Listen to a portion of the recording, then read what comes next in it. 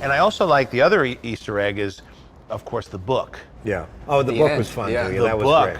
that you actually got to The run the sacred book. camera Yeah. on, Yeah. and because that was the whole thing, is that the first movie opens with the book opening up on blue velvet. You go into illustration, and then it transitions into the.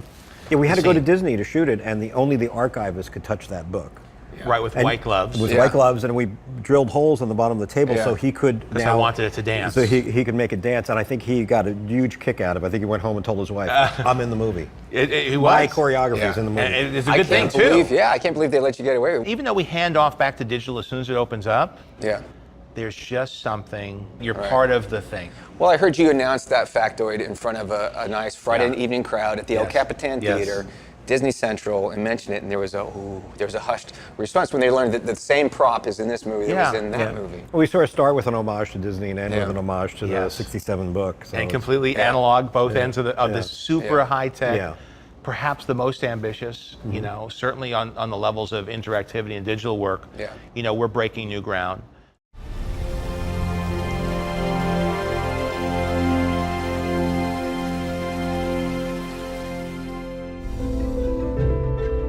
It's very hard to fake light and shadow. And so everything became about using panels of LEDs to project light. So if we had the kid bowing before the elephants, you have panels where we actually would pre-animate the elephants, and they would cast the shadows on the kid in the exact right way. Or when we're walking on the turntable, the projector is tied to the turntable, which is meant to make Mowgli look like he's walking straight through the jungle. Well, he told me to go to the man village, so that's where I'm gonna go. It's a giant 30-foot diameter turntable, and when you walk on it, it looks perfectly natural because you're going up and down terrain, but yet you can keep in a close-up, and you could go for a mile if you wanted to. Watch him go by like you're confused where he's going, then you decide you should follow him. Come on, let's go. It's getting late. It's amazing because some stuff in the beginning, which I thought, oh my God, how am I gonna do that? What am I supposed to do? They're just like, oh no, you could just walk. We'll add everything else. And I was like, but how? Like, that's not real. That's not possible. But they made it possible. Bam!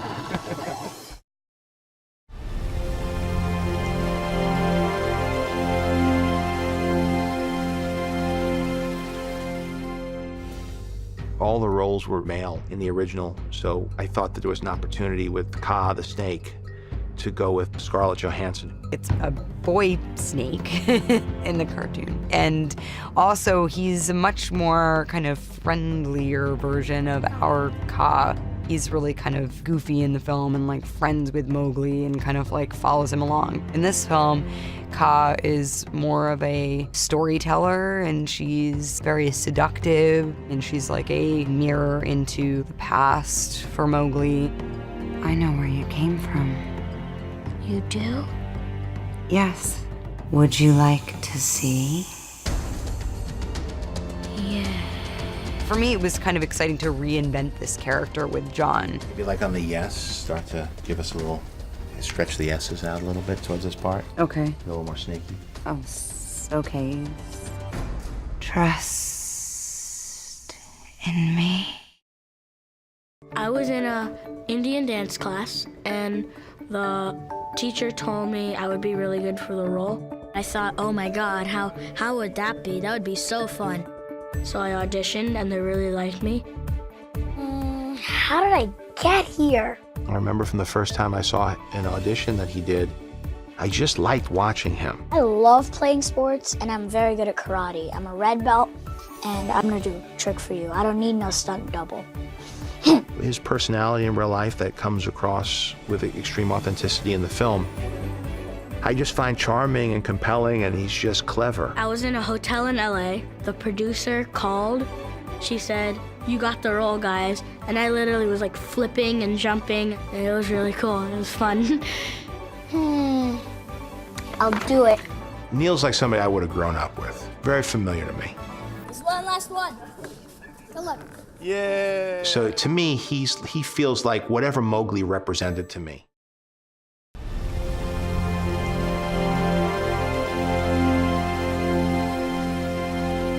We open it up with a completely analog version of the opening castle. I think we saw Bambi, and we saw the behind the scenes and the multiplane camera and what the new innovation was, and then it was something about, well, what if we did that for the opening instead of doing But the we CG went version? all the way, because it started off as like, let's have a multiplane shot in 3D, and then it turned into, let's actually have it painted on cells. That's really something that I really wanted to do, and then shoot it in Technicolor, where I shoot it with a red filter, green filter, and a blue. Actually, my son shot it, and then we would set it up exactly. And actually, what we found out is the math to actually do these multiplane things like they did, really hard. I thought the fun part too is that we started with that, so now it's kind of Disney of old, so it's not like we're nodding to the past. And then it turns into the new version of a multiplane with camera, the music which is from the original Jungle Book and the shot from Bambi.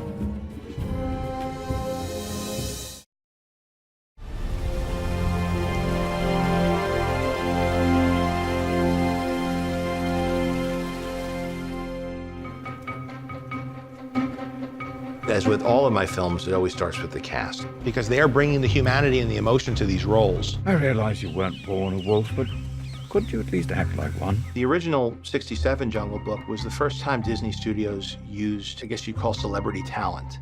People who are iconic and identifiable just with their voices. We felt that we had permission to really reach out and find actors who are characters of our generation to help flesh this out. So casting Bill Murray was a dream. I've always wanted to work with him. Huge fan. He loves the character. You know, he has all the charm and humor that you expect from that character. Is that King Louis? This is so exciting. The legends do you no justice, sir. You are truly enormous. In the best way. That Jungle Book I thought was a real piece of art, and I always hoped I'd get attached to it. So when Jon Favreau said, would you like to do this, I really couldn't say no. Boy, if you could bottle what you guys got, that'd be quite a six-pack. You guys are flying. I want to be with you. I want to hitch my wagon to your star. Where do I sign up?